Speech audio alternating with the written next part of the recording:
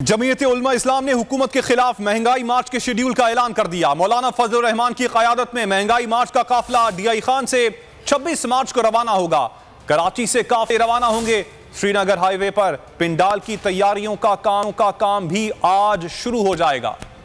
جمعیت علماء اسلام کا مہنگائی مارچ مولانا فضل الرحمان پرسوں ڈی آئی خان سے جلوس لے کر نکلیں گے۔ جے یو آئی فے کے ترجمان کے مطابق ملک بھر سے نکلنے والے جلوس 26 مارچ کی شام اسلام آباد میں داخل ہوں گے اور سری نگر ہائی وے G9 پر جمع ہوں گے۔ کراچی سے بھی کارکنوں کا قافلہ راشد محمود سومرو کی سربراہی میں روانہ ہو گیا۔ خان صاحب، آپ کے گھبرانے کا وقت بھی آ چکا ہے اور آپ کے پریشان ہونے کا وقت بھی آ چکا ہے، اور خان صاحب ہم انڈے بھی آپ کو دیں گے، کٹے بھی دیں گے، مرغیاں بھی دیں گے، تاکہ آپ جیل میں بیٹھ کر اپنا دل بہلا سکیں۔ بلوچستان سے جلوس کل روانہ ہوں گے۔ ادھر روات اور 26 نمبر چنگی میں استقبالیہ کیمپ بنا دیا گیا ہے۔ پنڈال سری نگر ہائی وے پر لگے گا۔